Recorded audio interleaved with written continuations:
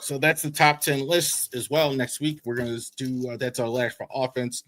Pitching next week, we're going to go ahead and get that done. We're going to go ahead and check that out. Orioles spring training reports. So this is 4 next week. I think it's next week. So next week we're gonna go over. We're gonna predict the 26-man roster. We're gonna go ahead and do that as well. We're gonna talk more spring training. Interesting to see how this is going. So kind of interrupted with the World Baseball Classic, which has been really good. Mark DeRosa, what are you talking about, man? It's terrible. That's a whole nother thing. But we'll see about that. So you're going to get some of those guys. Gunnar Henderson's been really good. We'll talk about that here as well. Kelby Mayo is making a strong case for a roster spot, highlighted by a tying 2 home run against the Astros earlier this week, hitting over 500, 1 home run, 10 RBIs, LPS 1.95. Mayo can hit. The question is, can he play third? That's not the issue. That's the problem, because you're not for sure going to have Jordan Westbrook here for the first month of the season. So can Kobe Mayo actually play third base every day? There's a reason why they moved him to first. So I like to see it more. I'm kind of thinking even that possibly they're kind of, in the last couple of spring training, it looks like they're kind of almost abandoning ship on that. So we'll see. Now they could be resting him. Well, this is kind of a weird spring, so we'll see. But I don't know. I think he needs to play more if he's going to play. Pitching staff: 157 strikeouts totally for the Grapefruit League. Shane Baez and Kyle Bradish have led the rotation with dominant outings. Bradish has been really good during the spring. So now you're seeing him getting a little bit more towards starting. I think he had like 5 innings. Baez has been good. The starters have been good. I mean, I think all across the board. Now this spring, tough to tell. You're hitting on guys who aren't going to be here, et cetera. They're going to come out. So you can't always read too much in the spring, but certainly they've looked good. All the starters as well. So that's actually really cool there as well. Ryan Mountcastle exited the game March 11th. That was today. Getting hit by a pitch in the 8th inning as well. Mountie has some issues there with the injury. So they checked him out. I think should be okay. No fracture or whatever.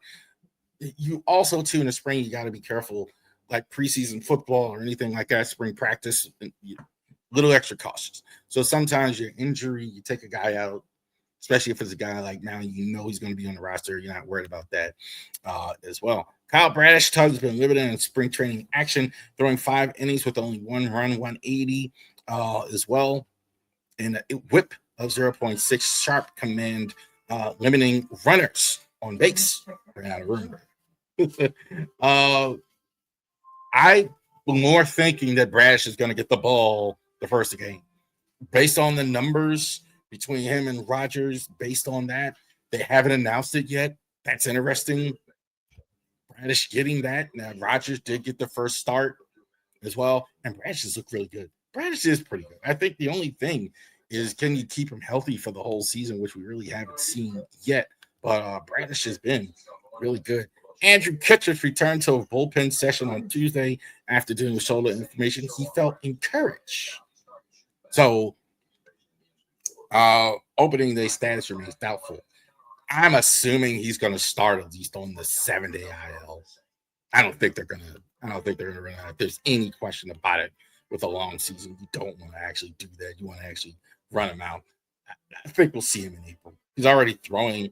That's a good sign. Newcomer Blaze Alexander, an incredible athletic diving stop in the ground to record and out as well. He's looked good. I think clearly to me that he's going to be the second baseman while Jackson Holiday is out. So it did seem like it was a bit of a competition, and we'll see. Baseball, it's kind of funny. Sometimes they determine things, but it looks like he's getting the lion's share of the time as well. Played really well defensively. They did go ahead, trade him. I'm thinking it's going to be him starting while Jackson Holiday is out, at least for the short time, at second base or possibly third. We've seen that as well. And so, because of the struggles of Kobe May with third. So, we'll see how that goes as well. Taylor Ward's kind of seemed like they forgot about him, but through 24 bats, 250, 100, one home run, 3 RBIs, 900 OPS. Home run on Wednesday off a cutter from Noah Davis, had a 102-mile exit velocity. This is going under the radar. I love it. He's been leading off. I think that could be what we see at the start of the season, that he goes ahead and hits leadoff in the game going forward. Look, you're not going to have Westy. You're not going to have Holiday. We already talked about it.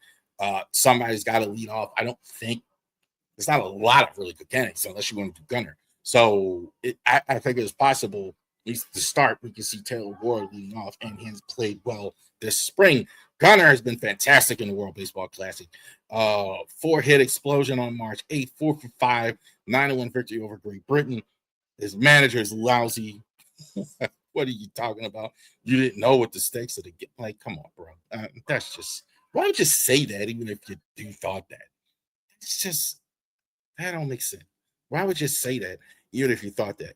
But I don't mind guys in the World Baseball Classic, hitters especially. They're going to get work. They're actually getting more work than probably they would get in actual spring training. So that's good. I don't think it hurts hitters at all that they get more time. Chris Bassett got the save, larger leaf flow. So you're talking about the good outing by Bradish. And also Bassett comes in for 4 innings as well. They've all looked good. So this is a good reason to be encouraged here at the start with the way the pitchers have looked. Bassett has been outstanding. You got 4 solid starters, it looks like here. Orioles are 7-7 here in the spring as well. Thank you guys for hanging with us. Rough week. Bravery Sports Podcast. You have a great day.